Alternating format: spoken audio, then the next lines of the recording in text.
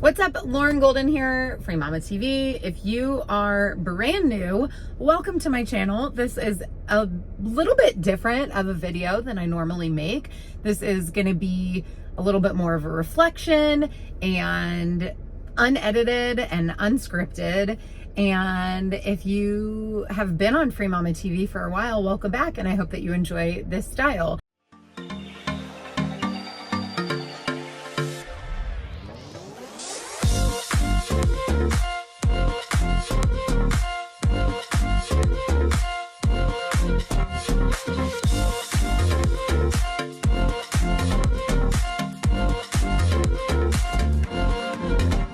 I am breaking down what has been going on in my life and in my brain for the last couple of weeks as I have gotten completely off of social media. So specifically, I never spend time on LinkedIn anyway. So, you know, technically I still have my account, but I have zero desire to go there. I'm really looking at Facebook and Instagram. Again, I don't have TikTok, so nothing to give up there. Snapchat, all the young, cool kid apps I'm not on. As an elder millennial, I feel like I got in at the forefront of social media. Facebook came about my freshman year of college. And if you didn't know, back when Facebook was first started, you had to have a valid college email to even get on it. It was not open for everybody. So it really started to shape my social interactions with other people, like at the very beginning of my college career and as I was becoming a young adult. And about a month ago, I decided that social media was not doing me any favors. It was stressing me out. It was a source of triggers and a lot of negativity. And it's an interesting reality that I came to face, because while all of that is true, and I do think that social media was having a negative impact on my mental health, the other thing that's true is that I have built an entire career for a decade off of social media.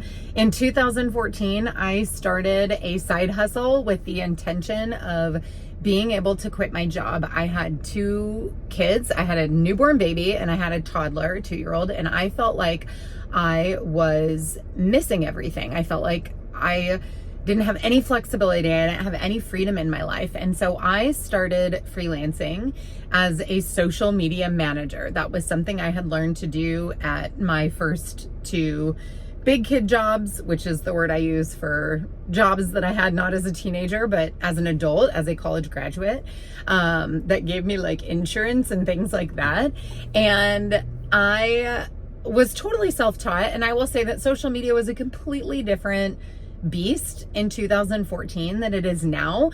I was at the forefront at that time of really getting businesses and brands online. Like, again, up until then, you know, it's this, especially Facebook, it started as something that was for college students, and then it expanded from there for other users, and then the businesses got on. And then now I think for a lot of people, there's a lot of frustration because they're constantly seeing ads and they're being served stuff through the algorithm instead of a place where they originally went to go connect with their peers. So it's evolved so much. I don't think I could be a social media manager today. So if you are one, you're amazing and you help businesses so much. I have a social media manager who helps me, but I still spend a lot of time online because after 2 years of exclusively doing social media management, I started my business and eventually this YouTube channel called The Free Mama, where I taught moms how to freelance, how to have more control over the money you were making, more control over who you were working with and when you were working and where you were working.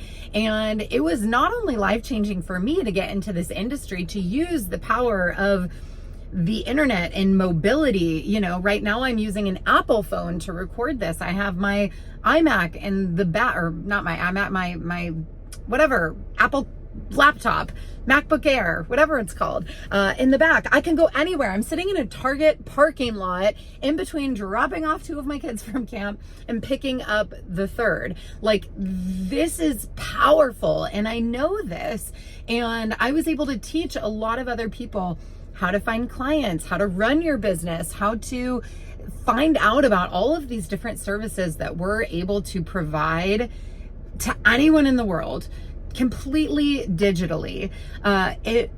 Having an online business allowed me to be more present for my kids. It has allowed me to travel all over the country with my family. We just wrapped up an entire year living in our RV and traveling and working full time. My husband is a freelancer. He runs Google ads for businesses internationally. And so I was in this really weird space at the end of our trip where I've been homeschooling my kids. We've been traveling. I've been serving my community. I really took my foot off the sales gas this past year because of homeschooling and wanting to be more present. And what happened is the more I was present with my family, the more I wanted to be present with my family. And so again, about a month ago, I told my team, I am going to take July off of social media. And what I knew at the time that we have since announced, but we weren't telling people at the time, is that we have sort of a new home base in Florida. We bought a house in Clearwater, Florida, which we're loving. And I knew that if ever there was a time to take a little break from the internet, it would be setting up this house, getting my kids in camps, starting to make friends, learning our way around, finding a new routine, enjoying this beautiful place on this beautiful planet, and really being in the moment. And so I knew that I was going to do this. So I told my team leading up to it, I made an announcement. But then some really interesting things happened because, as we said, I rely on the internet to run my business, and that includes social media. That's where my free Facebook is. And it's where I connect with people. It's where I stay in touch with my friends, even though there is the negativity and the fighting and the triggers and those things as well. Again, both things are true. And so I just wanted to share a little bit about kind of how I got here, but then also some observations. It is July 17th. I logged out. I wanted to tell people where we were and what we had done in terms of buying the house, and our closing got pushed back 9 days. So we were supposed to close the end of June, and we were just waiting day by day. And so we ended up closing on July 3rd. And so I pushed back, it wasn't a clean, the month of July. I was like, okay, we'll do July 5th so I can wish everybody a happy 4th of July and tell people we bought this house, and go to August 5th, which I actually love because it's a Monday, and who doesn't love starting something new on a Monday? So it worked out really well. It still ends up being a month. So today is July 17th that I'm putting this out there. And so it's been 12 days, I guess, a little short of 2 weeks. And what's really interesting is that I had no reservation, zero. I was like, no, this feels so freeing. This feels amazing. And I went and I deleted both apps off my cell phone, which is where I primarily use social media, is from my phone. And haven't missed them. Haven't tried to go to the folder to try to pull them up. Haven't even been tempted to do something sketchy like open up my Safari browser and type it in and log in. No temptation whatsoever. I would say on day 2 or 3, whatever day I went and I finally got on my laptop for the first time, I think it was day 2 actually, which is embarrassing, but true. I opened up my browser. I use Chrome. I have some windows that are just kind of always open, like my Google window, my Asana, that's a project management tool I use with my team, my Voxer app, that's how I communicate with my clients and with my team and some of my peers and colleagues. And so I have some of these browsers that are always open, and immediately I'm opening it, doing whatever, checking my email or sending whatever message I was doing, and immediately on autopilot, before I even caught it, I open a browser and start typing in facebook.com, and of course it autofills, and so I pushed 2 letters and then hit enter, and then it opened up and it was right there, and I was like, oh my gosh, oh my gosh, it's right there. And like right off the bat, I could see I had like 5 messages. I had like 20 plus notifications. Keep in mind, the day before I announced that we had bought a house in Florida, and oh, by the way, I'm going off social media, and that was it. And then I left, like didn't see any comments, didn't read anything. And I'm sitting there and I'm like, it's just right there. Like no one would know. Like I don't have to engage with it. Like it would be so easy. And immediately I was like, you really are not even that. Like we're not doing that. It's day 2. Like have a little bit thicker skin than this, Lauren. So I X out, and I think I went back to doing what I was doing, which wasn't a big project or anything, and I close it. Okay. I open it up again later, and I did the same thing. Autopilot. Like before I even catch it, I realize I'm staring at Facebook's home screen, and I'm like, how did I get here again? And so I Google like Chrome extensions that will block social media, because I'm like, it is scary. It is scary how automatically I go to social media. And I know for a fact that if I wouldn't have taken the apps off my phone, like if they were not there, I would be doing the same thing every time I pick up my phone. And now 12 days in, I'm noticing I don't even pick up my phone as much. I do still use my phone a lot. I communicate with my team. I do check email from my phone, although I've thought about taking my emails off my phone as well. Maybe that will be the next challenge and see how I feel. But for me, it doesn't feel as much like a problem or a trigger, so, you know, it would just be kind of an arbitrary challenge, but it would be an interesting one. I use my phone I do track my food. I have a trainer. And so like my workouts are on my phone, my meals are on my phone. So little things like that, like I do have to have it with me throughout the day because I'm checking in on other various things. I know definitively that I would have opened social media like 19 times a day if I had left it on my phone. So I'm like, okay, I created a physical boundary to not have them available here. So I knew I had to find that solution for my computer. I have still, I would say, more than 50% of the time that I use my laptop in a day, when I go to use my laptop, I have still automatically gone. So I have not broken the habit. I just, now it pops up and it's like site blocked, like can't use you. And so I'm not seeing anything because it reroutes to like a blocked page immediately. But how crazy is that 12 days in, it is such a subconscious ingrained thing that I've been doing it for so long, which really, I mean, I've probably been doing it for like 15, 16 years, which is scary enough, but I've been doing it professionally for 10 years. Like it's where I hang out. It's where my attention goes. And so there's that side of the thing of like noticing the observation of like, how scary is this? But then the other side is I don't miss it. I was talking to one of my really great friends today on Voxer while I was driving, and I told her like, I don't want to go back. I feel happier. I feel more present. I feel lighter. I feel unbothered. All of these things are just really, really interesting. If you are a little bit woo or spiritual, you'll pick up what I'm putting down. I'm seeing my angel numbers everywhere multiple times a day. So I'll see like 1111, like 5 to 20 times a day. It's bananas. It's everywhere. And it's one of those things where it's like, was it always everywhere? And I'm just now noticing because I'm more present, because I'm not worried about what someone else is doing or thinking about a thing that I saw or comparing myself to someone else online or whatever those things are that start to happen when we're engaged with the like keyboard warriors of the world. And I really don't miss it. The few times that I have wanted to use it, Justin made a new friend here in town, and my first thought was, I want to look this person up. Like, I want to see what they look like. I want to see what their family looks like. And the place that I would go do that would be Facebook, probably. And I'm like, okay, I have to just get over it and wait until I meet this human in real life, which like makes so much more sense. Like as I'm saying that out loud, I'm like, how judgmental are we that we want to go form, me, this is not your problem. I'm not projecting. This is my problem. Like I want to go learn about this person before I actually meet them. Like it actually doesn't make any sense whatsoever, and actually is really unfair, because you're going to go create judgments and stories and bias and all this stuff that, when you could just meet the person and, like, I don't know, form a real honest opinion based on who they actually are. So a little bit of judgment on myself for that one. And then a couple other things, like we have a bunch of furniture that doesn't fit in our new house. Not a bunch. We have like 3 pieces of furniture that just doesn't fit in our new house, but a lot of artwork.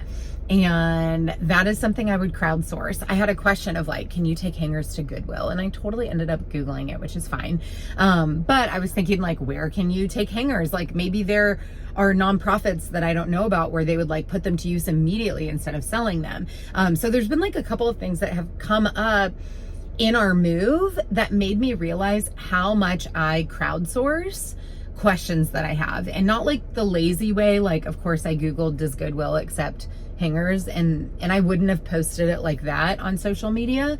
Not lazy, but I love to crowdsource of like, what don't I know? Like, what are things that other people know, or recommendations that other people have that I'm not aware of? And I use social media a lot for that. And that is something I miss, where I'm like, okay, well, it's not that I'm upset that I have to figure it out myself. It's, am I making the best choice? Like, can someone else be educating me? So that's been really interesting. And I've written some of those things down that I've thought of that I want to ask, just in case when I come back to social media, they're still relevant and I still want to ask them. So I've made notes of those. And then the last observation that I will make, and I'm not going to go too deep into this because we just don't have the time or space for it. But let's just say a lot has happened in American politics since July 5th, like a lot. And I feel immensely grateful not to be on the internet during this time. I will say that my husband is sending me some things he sees on X/Twitter, or he's like reading them to me. But I think it's different when I'm just like hearing it and I can be like, whatever, than when I'm seeing it. And not only am I seeing it, but I'm seeing it from certain people. And then again, I'm forming an opinion, whether it's, I agree with this person, I don't agree with that person, I find that person offensive. This happened during the last election. I had a fallout with someone that I cared deeply for because I found content that I was reading from that person to be offensive. And that's hard, because it's like, I don't want something like politics, which is a big deal. The way our government run is a big deal, and we should all go get information. You should definitely go vote and all of those things. And I think it's horribly sad, the state of affairs, when it causes rifts in relationships. And so I have felt so grateful that I have no idea what people's opinions are, and that I'm not then subconsciously categorizing or forming opinions based on what I'm seeing. And that includes my own opinion. I am basing my own opinion on news that I choose to consume when I choose to consume it, and from a source that I also choose, rather than what's the story that's circulating, what's the thing that's being shared, what's the trendy viral angle that is being pushed out there, and then what are things that people think about it. And I have felt genuinely deep gratitude for that. I think I will, depending on how I come back on social media, and I'd be happy to share that with you guys if you're interested, over the next couple of weeks. But I definitely think around the election itself, I think getting off social media sounds like a dream, because again, we know whatever way it goes, it's going to be a thing. And I feel mentally, again, lighter, healthier, more clarity, like I can trust my own thoughts and opinions, and they're not being dictated by things that I'm consuming. So that's pretty cool. So that's what I wanted to share with you guys. As someone who has built an entire business online for a decade, specifically on social media, that's what it's been like so far since being completely unplugged. I am so curious if any of you have ever done this. I'm curious how you feel about social media, and if you would consider taking a break. And I'm Also curious what questions you have. You know, I have a social media manager. She has been showing up on our brand page for the Free Mama. I think it's really interesting to think about how business could really change and evolve in the future, changing our entire relationship with social media and the internet, and just making sure that not only are we being healthy and useful for ourselves, but also the example that we set for the next generation. You know, our kiddos are watching us, and I just think so many of us have unhealthy relationships with our phones. So it's pretty cool that we could experiment with different ideas of what that can look like, and hopefully set them up for more success too. So talk to me down in the chat if you have any questions. Otherwise, I'll see you soon.